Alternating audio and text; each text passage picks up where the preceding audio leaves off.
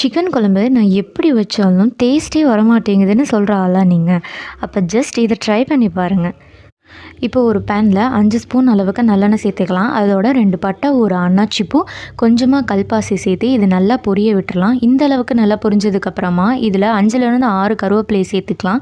நான் இன்றைக்கி 20 சின்ன வெங்காயத்தையும் அதோட 5 பல் பூண்டையும் ஒன்றும் பாதியமாக இடித்து வச்சுருக்கேன். அதையும் இதோடு சேர்த்து நல்லா கிளறி கொடுத்துக்கலாம்.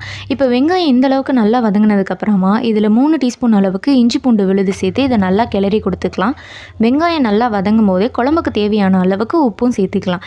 இப்போ 1/2 kg அளவுக்கு நான் சிக்கனை நல்லா கழுவி வச்சுருக்கேன். அதையும் இதோடு சேர்த்து நல்லா கிளறி கொடுத்துக்கலாம். இப்போ இந்த அளவுக்கு வதங்கினதுக்கப்புறமா குழம்புக்கு தேவையான மசாலா சேர்த்துக்கலாம்.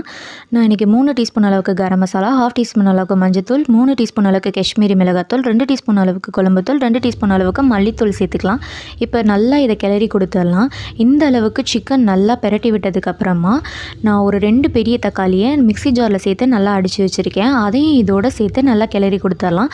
குழம்புக்கு தேவையான அளவுக்கு தண்ணி சேர்த்துக்கலாம். நான் இன்றைக்கி கிரேவி கன்சிஸ்டன்சியில் வைக்கிறனால வெறும் 2 கிளாஸ் அளவுக்கு தண்ணி சேர்த்துருக்கேன்.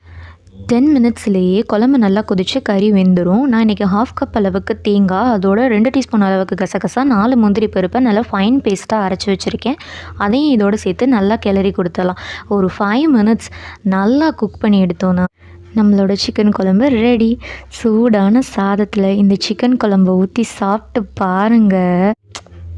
சொர்க்கம். ஜஸ்ட் ஒன்ஸ் ட்ரை பண்ணி பாருங்கள். இது மாதிரி மோர் வீடியோஸுக்கு என்னோடய சேனலை சப்ஸ்கிரைப் பண்ணிக்கோங்க.